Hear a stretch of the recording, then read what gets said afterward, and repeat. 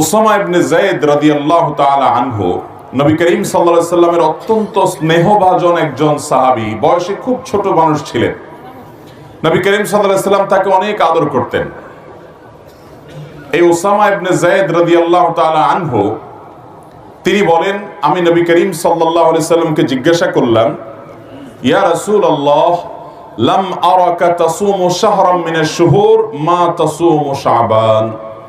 তিনি নবী সাল্লাল্লাহু আলাইহি সাল্লামকে জিজ্ঞাসা করেছেন, হে আল্লাহর রাসূল, শাবান মাস শুরু হলে আপনি যত নফল সিয়াম রাখেন অন্য কোন মাসে এত নফল সিয়াম রাখেন না, কারণ কি? নবী করিম সাল্লাল্লাহু আলাইহি সাল্লাম তখন দুটি কারণ বলেছেন। কয়টি কারণ বলেছেন? নাম্বার 1, قال ذاك شهر يغفل الناس بين رجب ورمضان। তিনি বললেন যে আমি এই মাসে নফল রোজা বেশি রাখি, তার প্রথম কারণ হলো এই শাবান মাসের পরের মাসটা কোন মাস? রমাদান। আর শাবান মাসের আগের মাসটা কোনটা?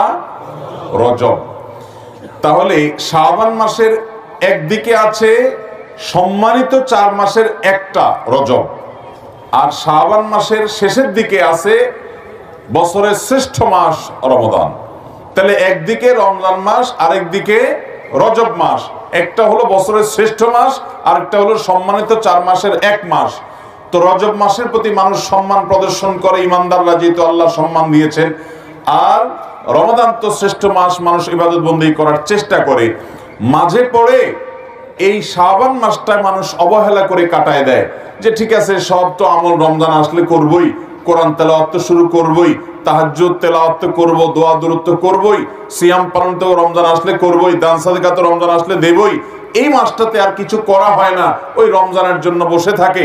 আর এদিকে রজবে একটু মর্যাদা দেয়। এই মাসটা না সম্মানিত মাস, আবার না রমজান মাস। এই জন্য এই মাসে মানুষ অবহেলায় সময় কাটায়, উদাসীন থাকে, বিশেষভাবে আমল ইবাদতে মগ্ন হয় না। এই জন্য নবী সাল্লাল্লাহু আলাইহি সাল্লাম বলেছেন, আমি এই টাইমে বেশি করে নফল রোজা রাখি। কারণ যেই সময়টাতে মানুষ গাফেল থাকে, উদাসীন থাকে, কেউ ইবাদত করে না, ওই সময়টাতে ইবাদতের আলাদা তাৎপর্য আছে, আলাদা গুরুত্ব আছে।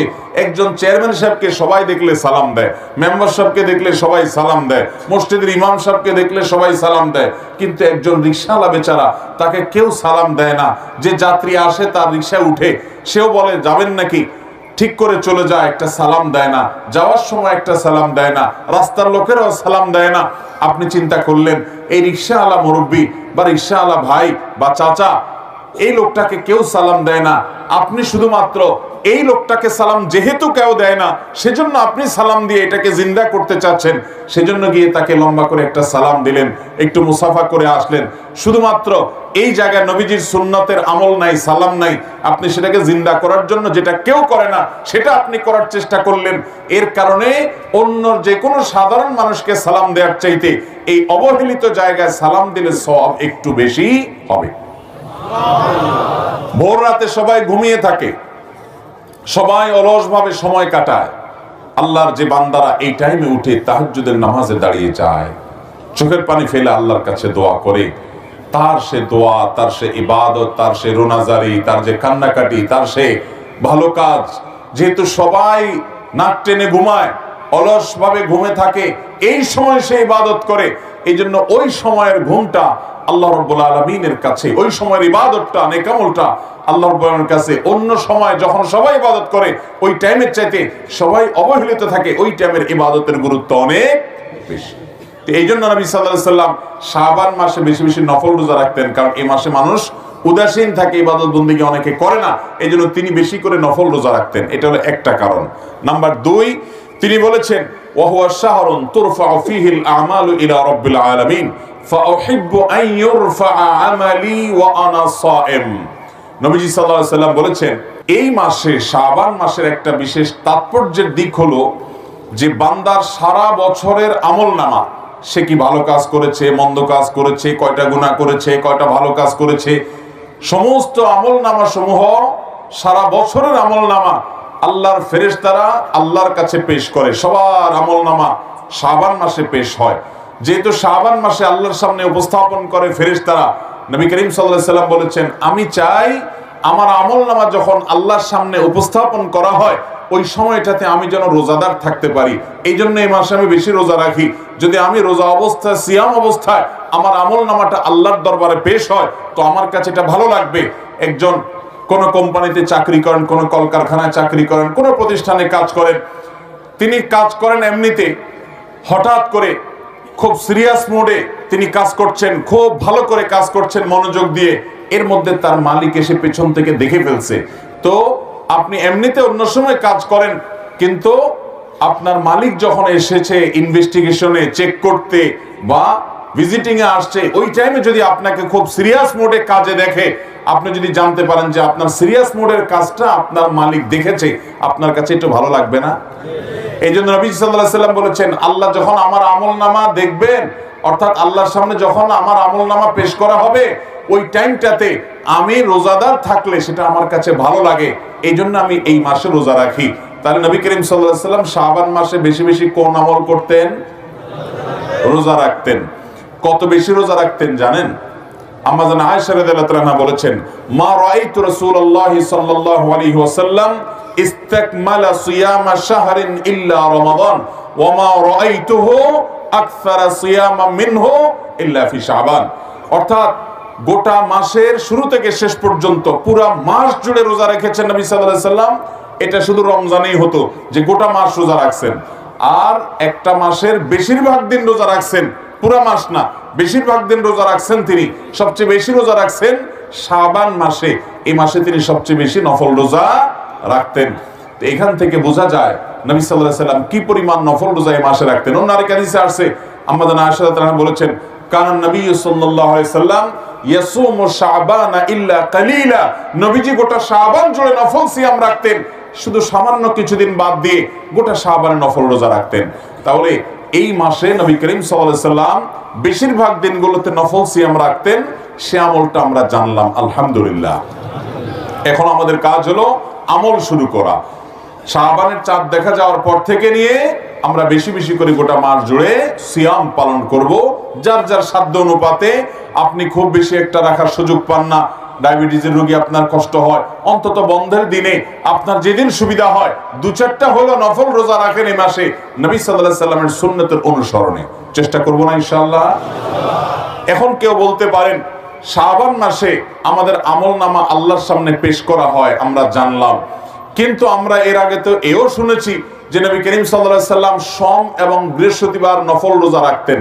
এবং কেন তিনি ওই দিন রোজা রাখতেন জিজ্ঞাসা করা হয়েছে, তখন জবাবে তিনি বলেছেন, বিশেষ করে সোমবার সম্পর্কে বলেছেন, সহিহ মুসলিমের হাদিসে আসছে যে ওই দিন যাকা ইয়াউমুন ওয়ালিদতু ফীহি, এই দিন আমার জন্ম হয়েছে, সেজন্য আমি রোজা রাখি।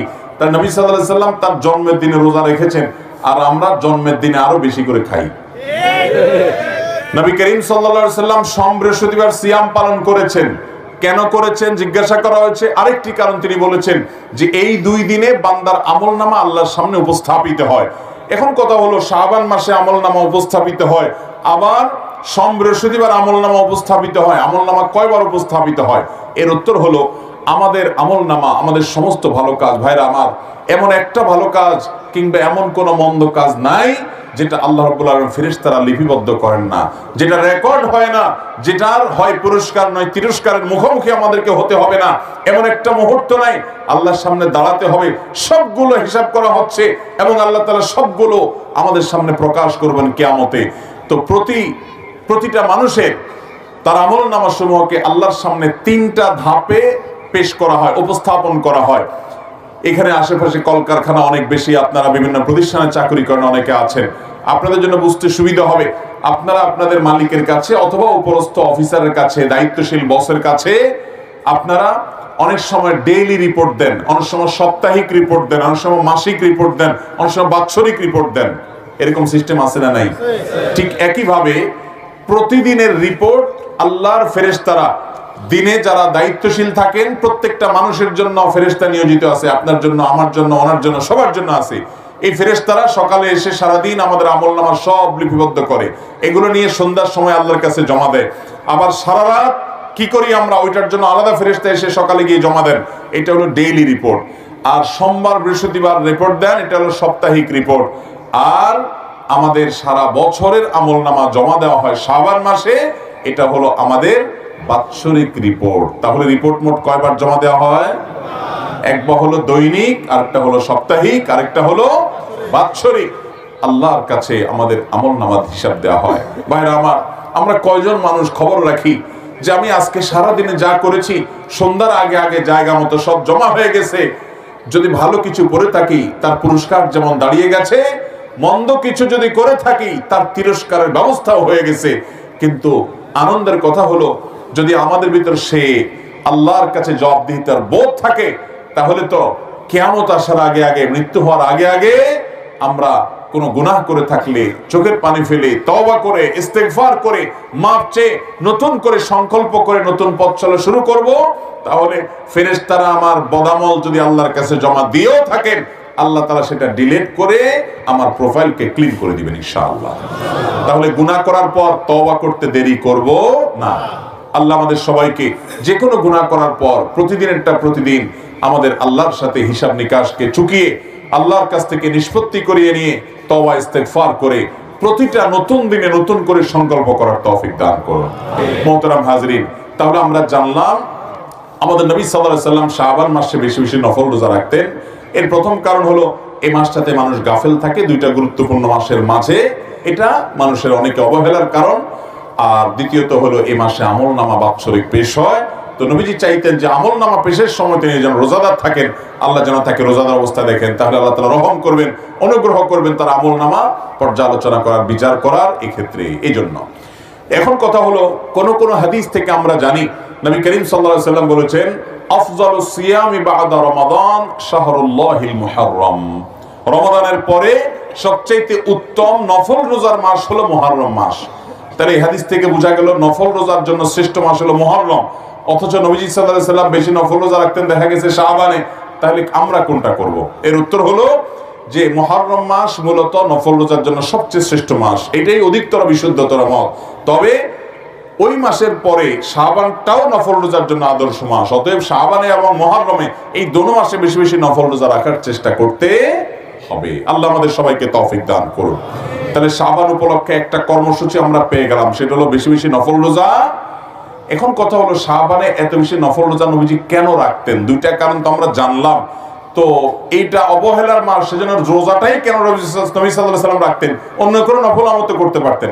এর হিকমত আল্লাহ তাআলা ভালো জানেন। তবে অনেক বিশেষজ্ঞ এবং অনেক বিশ্লেষক, উলামায়ে কেরাম, ইসলামিক স্কলারগণ এক দুইটা বিশেষ কারণ, রহস্য, হিকমত উল্লেখ করেছেন। সেটা হলো, রমাদান মাসে আমাদেরকে 30 দিন রোজা রাখতে হবে। আল্লাহ তাআলা ফরজ করেছেন প্রাপ্তবয়স্ক সকল ঈমানদার নারী পুরুষ সুস্থ মানুষদের জন্য। তো সেই রমজান মাসে যদি আমাদের রোজা রাখা লাগে, শাবান মাস থেকে যদি আমরা 2, 4, 10টা 20টা নফল রোজা রাখা শুরু করি, তাহলে রমজানের রোজা রাখাটা সহজ হবে। আগে থেকে অভ্যাসটা হবে, ওয়ার্ম আপ হবে, রিহার্সেল হবে, প্রস্তুতি নেওয়া হবে। হঠাৎ করে যদি রমজান রোজা শুরু করেন, অনেকে দেখা যায় সারা বছর রোজা রাখেন না, তো দেখা যায় হঠাৎ করে রমজান রোজা রাখার কারণে সে অসুস্থ হয়ে পড়ে, কিংবা তার রোজার সাথে সে শুট করতে পারে না, অসুবিধা তৈরি হয়। এই জন্য নবী সাল্লাল্লাহু আলাইহি সাল্লাম হয়তোবা আগে থেকে প্রস্তুতি নিয়ে নিতেন।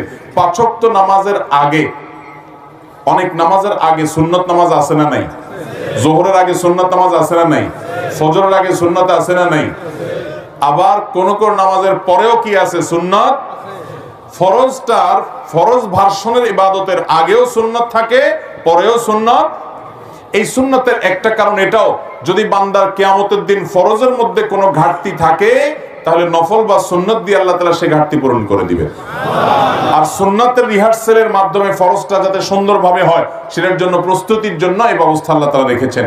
ঠিক একইভাবে রমাদানের 30 দিনের যে ফরজ রোজা আমাদেরকে রাখতে হবে, তার আগে শাবানে কিছু নফল রোজার অভ্যাস করা, আবার শাবানের পরে শাওয়ালের 6 রোজা রাখা। ওই 5 ওয়াক্ত নামাজের আগে পরে যেরকম সুন্নত নামাজ আছে,